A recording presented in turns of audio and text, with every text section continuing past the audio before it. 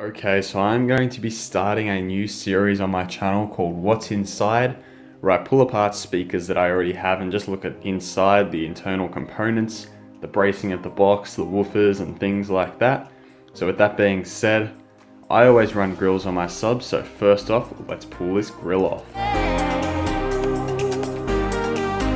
Alright, so now what we're left with is the 12-inch high excursion subwoofer driver, which is held in by 6 screws that I am now going to remove, and let's have a look at the size of the motor on this driver.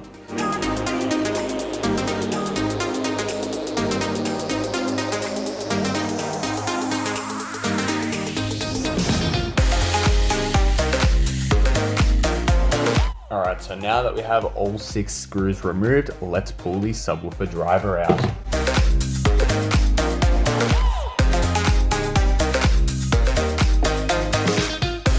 Okay, so with the driver out now, I can see that inside the cabinet here, I can reach through here and somehow unplug the subwoofer itself, so I'll be able to remove it fully from the enclosure.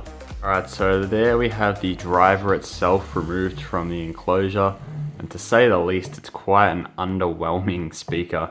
It has a what looks to be 1.5-inch coil, very soft spider, very soft suspension altogether. We can see here that just a very light tap is giving it a reasonable amount of excursion. Nowhere near as solid as these drivers here are when you push it to give it some clean excursion. However, they are very nice sounding woofers, and I believe that that is due to their softness.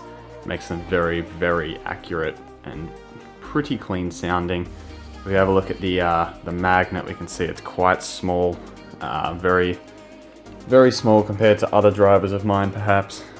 On the back of it we have a 6 ohm woofer with an ACCUSOUND genuine component badge. We have a vented pole piece here that I can't actually see through. Well, I can see the back. Let's see if I can get the right lighting. I can actually see the back of the dust cap through that hole, so there's actually no mesh or anything there to protect things from going in there and rattling around, so I'll be very careful with that while I have it out. So if I was to accidentally drop one of these screws in there, that would be very, very bad.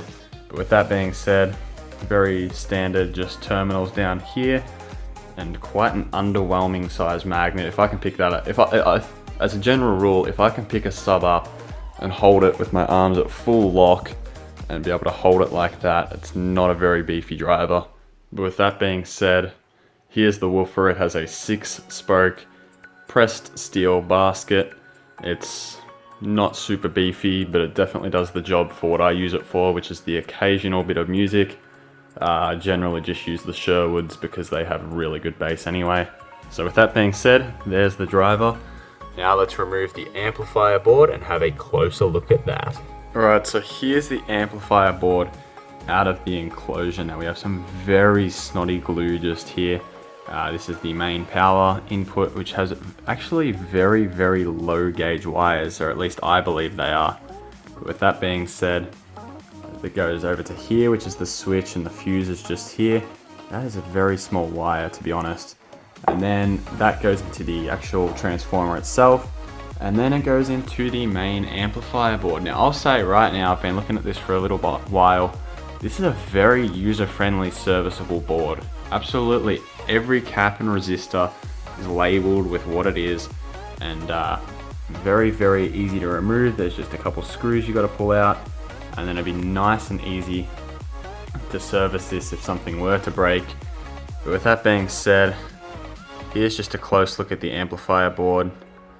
It's nothing special by any means, it's just designed to play some bass frequencies and do that sort of stuff. But with that being said, there's the amplifier board. Now one thing I will say owning these subs is they take about 20 seconds or so to boot up, maybe slightly less, but it's definitely a very, very long boot up time. It's quite surprising. But let's have a look at the enclosure itself. We have a bit of bracing right in the middle just to give it some structural bracing, and some at the bottom, and probably, yep, one at the top. We have some in the corners over there, and Not a super well built box, it's quite thin wood actually, but that's all it needs to be for an enclosure of this type. We have some, what I'd say probably 3-inch ports that are probably 8 inches, 10 inches deep, some cardboard tubing, and flared at the intake and the out. But yeah, that's a look inside of the ACCUSOUND 8.6 XD series 12-inch 200 watt RMS. See, it looks beefy as from that angle, but it's not. Yeah, the 8.6 XD 200 watts subwoofer. If you've enjoyed this type of video and you want me to do it on some more speakers, let me know and I will do that. But with that being said, I hope you guys have enjoyed and I'll catch you guys in the next video.